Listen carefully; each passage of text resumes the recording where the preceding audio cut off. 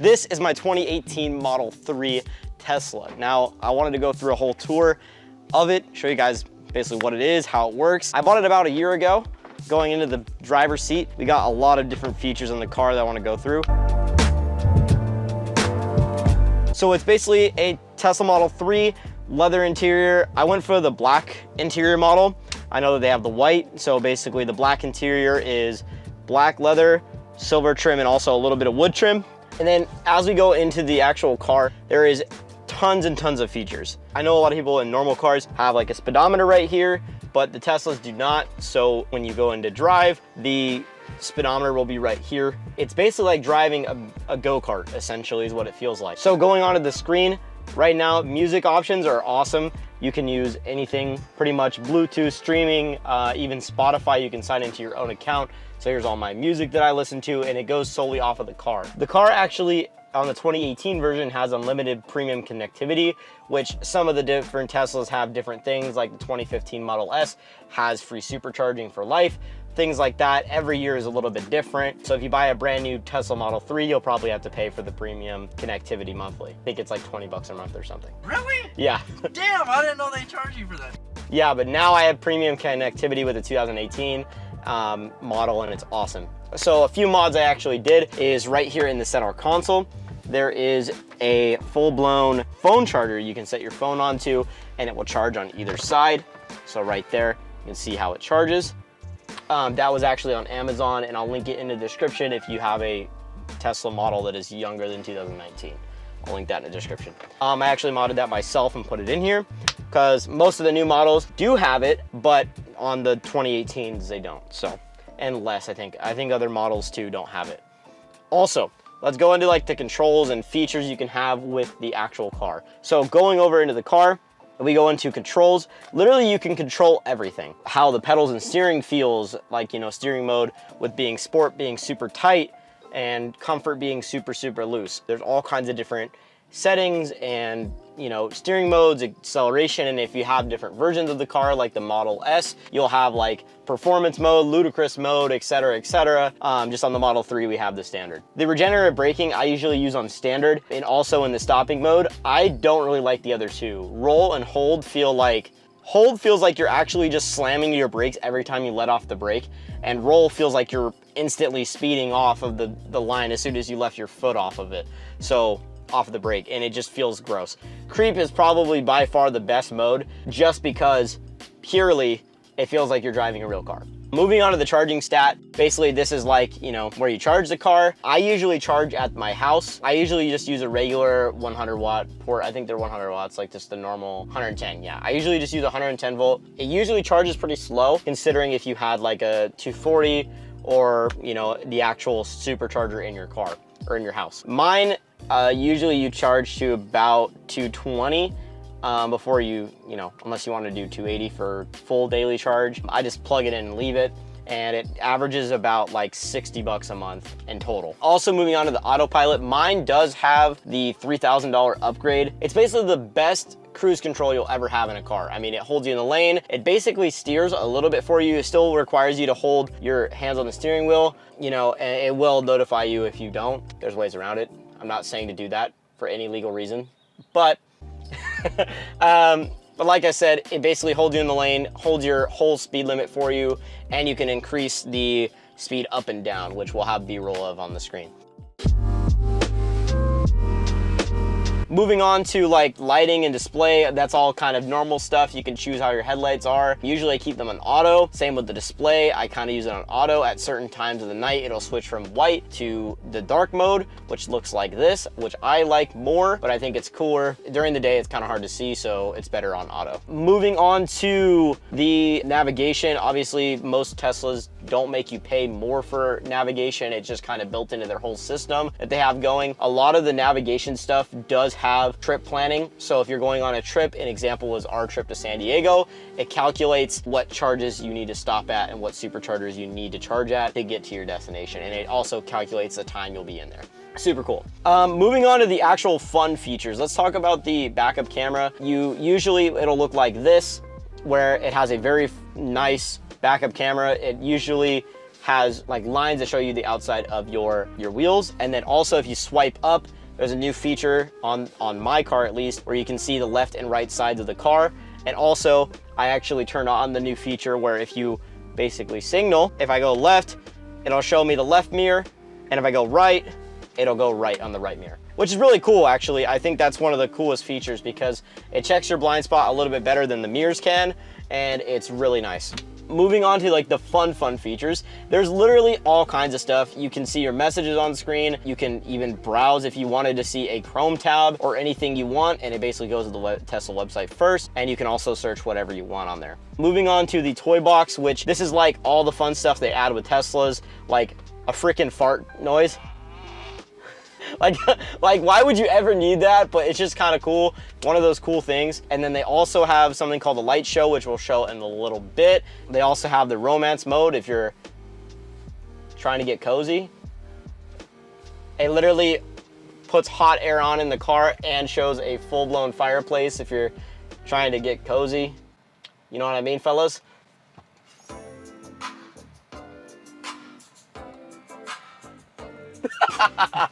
Okay, and moving on, also there is like a sketch pad and like things like that where you can actually draw on the actual screen. It's pretty cool. There's also one that's called Mars, which instead of showing the street view around you, if you turn it on, it basically shows your car as the Mars rover and you drive around on Mars, which is pretty cool. They also have one for Santa for around different things where it turns this Tesla into a sleigh, which I'm not gonna do because it's annoying to turn off.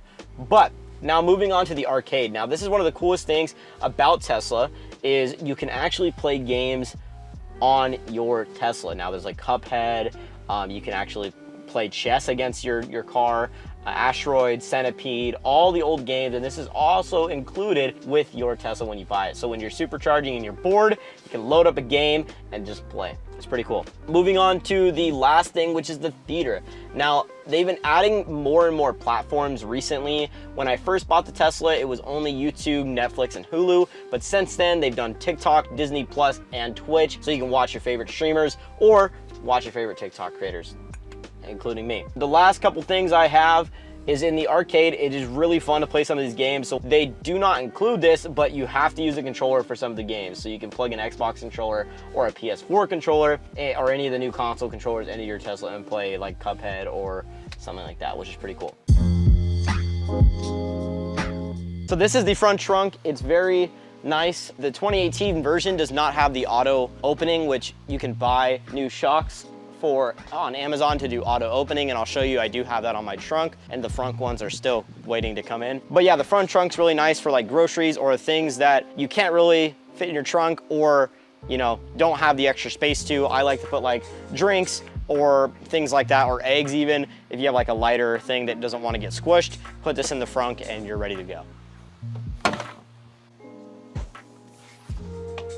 So as the trunk, it has a ton of space. I actually, with the guy that I bought my car from, he included a lot of the rain mats that you see in all the floors and everything. They don't come with this standard, but the new mats are pretty cool that he gave me. I actually sent him a mouse pad and he called it a wash. That's actually a true story. The Model 3 trunk is actually big. We fit a 6-foot countertop. We fit Alex drawers. We fit all kinds of stuff in this building setups. And believe it or not, it looks very small on the outside, but on the inside, you can fit a lot of cool, like whatever you need to fill. Also, they do have a hidden compartment right underneath. I usually keep like extra cords, you know, usually the charger for the Tesla and other things like that, like suitcase, luggage, whatever.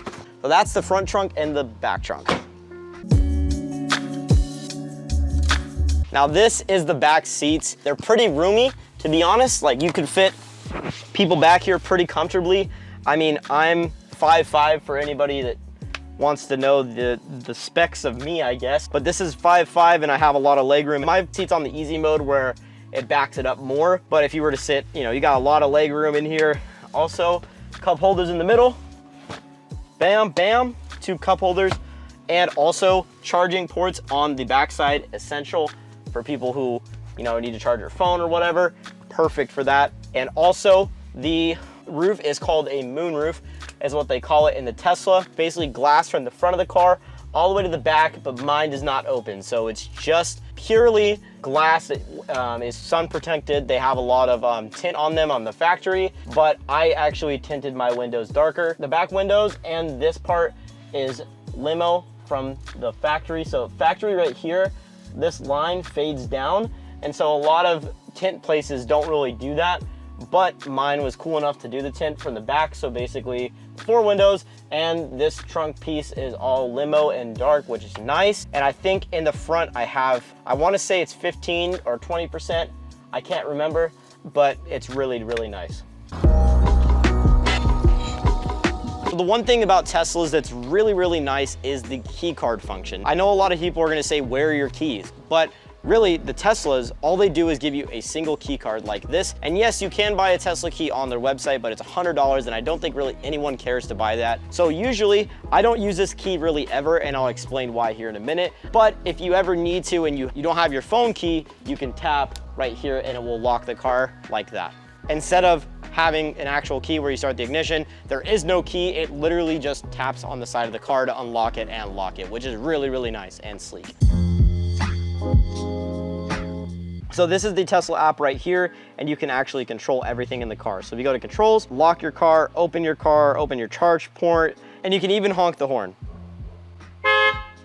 which is pretty cool. I've done it to Joey a couple times when he's borrowed my car just to mess with him. But basically you can also flash your lights too, which is pretty cool. If you just, press it, you can do that too from your phone, which is really, really cool. And there's also another thing called Home Link, which you can basically control your garage from your phone. So if you have a Home Link invested garage door opener, you can connect it to your Tesla, and if you get close enough to the garage, it'll automatically open, and you can also do that from the app.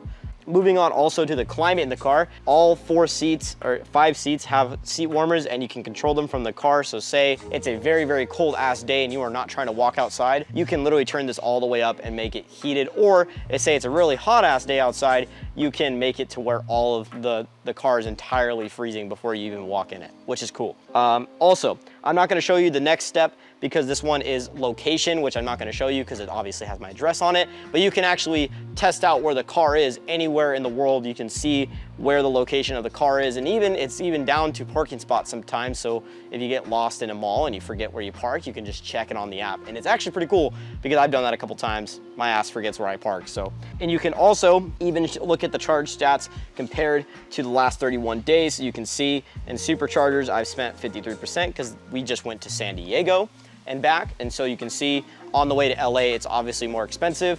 And then if you guys are talking about gas savings, right now I've saved $121 this month, and probably even more with the new gas prices in California. So if you guys see the average cost per kilowatt from different places, so the supercharger is about 40 cents and my home is about 14 cents on average, which is really cool because it takes about $2 to charge my entire car almost to full. So a whole month of that is around 60-ish bucks a month, which is really sick. Because then gas, gas is freaking expensive and you don't want to buy that, so.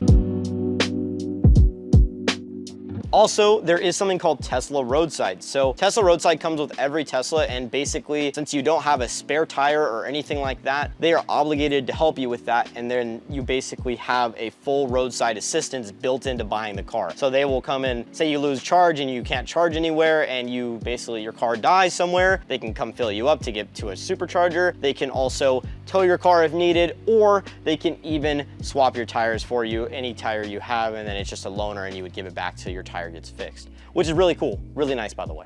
So you can also upgrade my car to autopilot or full self-driving, but that's about $10,000 that I don't have. But if you guys like this video and blow it up, then hey, maybe I'll buy autopilot. That'd be kind of cool. But $10,000 for the upgrade for the 2018 version, and my car is compatible. I just don't have the money for it, nor do I care for it that much. And yeah, man, this is cool. I love it. I've had it for about a year. Let's get into the drive test, shall we? So basically, the car does not have an engine, so there's really no exhaust, anything like that. You'll hear more road noise because of that. Also, the 0 to 60 is like, I want to say it's like 3.5 seconds on a full charge, or 4 seconds, somewhere around there. It feels really fast. Like, it puts you back in the seat when it's in a full charge. And we'll take you through that for a little bit here in a second. All right, so this is the 0 to 60 test.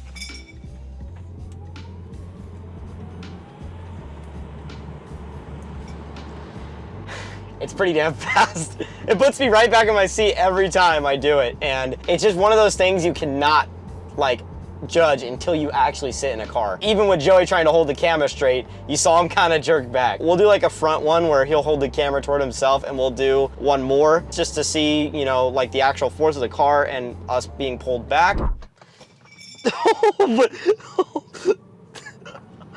Oh my, that's 0 to 60 right there. Oh my, I love it, man. Holy shit. So I don't really recommend doing this on a normal road, but this is the autopilot when you basically stop 2 down like this.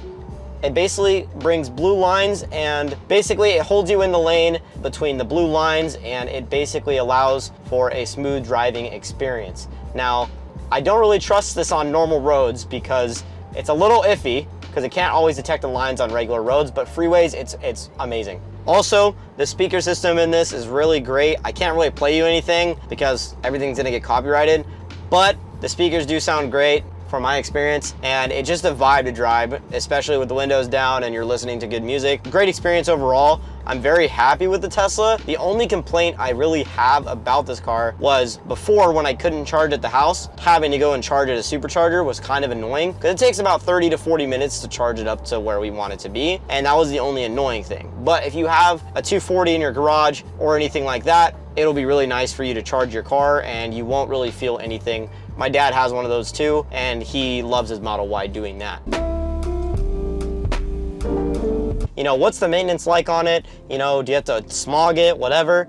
And the answer is no. A lot of the maintenance charges that you have with a normal car goes away with buying this car. There's no oil changes, there's no smog. The only really thing is brakes and tires, and the recommendation for brakes are every 100,000 miles, which I don't think is accurate because mine are a little squeaky and I have about 40,000 miles on this car. That's just a little bit of a metric for you. The maintenance cost goes way down though. Honestly, I've been enjoying it because I came from a GTI. I had a 2005 GTI that was manual, and I pretty much built that thing myself, which was a lot of fun. You know, coming from that to this, it's a whole different world. You know, completely different. A lot of fun in the other car, but completely different. Also, about the car, since you know how normal cars, like gas cars, have a transmission, whereas this doesn't have a transmission at all. It's all one gear, so it creates for a lot of torque fun, where it basically goes 0 to 60 or any speed, and there's no stopping the torque. It just keeps going.